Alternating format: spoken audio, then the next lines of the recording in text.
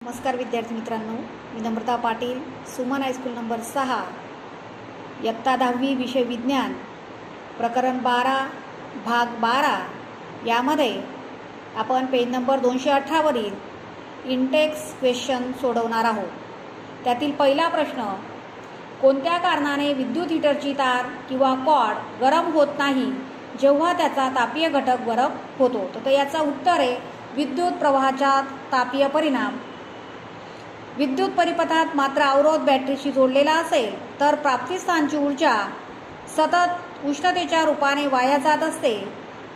याला विद्युत प्रवाहाचा तापीय परिणाम म्हणतात। म्हणूनच विद्युत हीटरची तार कॉर्ड गरम होत नाही तेव्हा त्याचा तापीय घटक गरम होतो। येथे विद्युत ऊर्जेचे उष्मा ऊर्जेत रूपांतर होते। त्यानंतर दुसरा प्रश्न आहे, 50 व्होल्टच्या विद्युत स्थितिमानातील फरक खाली 1 तासात 96,000 कुलम विद्युत भार एका ठिकाणावरून दुसऱ्या ठिकाणी नेला असता उत्पन्न होणारी उष्णता शोधा। त्यामध्ये Q दिलेला आहे, आपल्याला विद्युत भार दिलेला आहे 96,000 कुलम, वेळ दिलेला आहे T बरोबर 1 तास म्हणजेच 1 हवर, V व्होल्टेज दिलेलं आहे किंवा विद्युत स्थितिमान दिलेला आहे V बरोबर 50 व्होल्ट। त्याच्यावरून आपल्याला उष्णता म्हणजे H शोधायची आहे।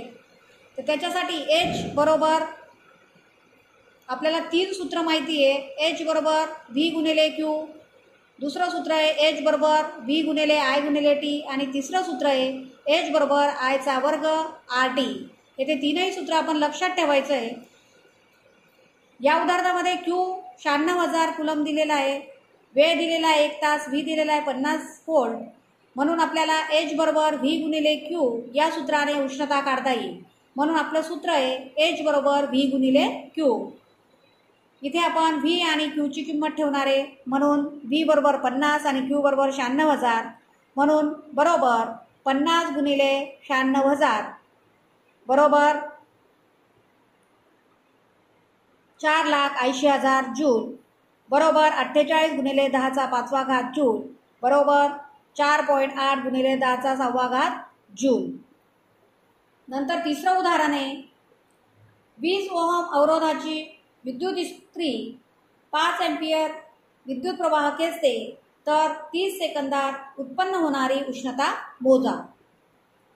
तर इथे आपल्याला अवरोध दिलेला आहे R बरोबर 20 ओहम, I बरोबर म्हणजे विद्युत प्रवाह 5 एम्पियर, T बरोबर 30 सेकंद।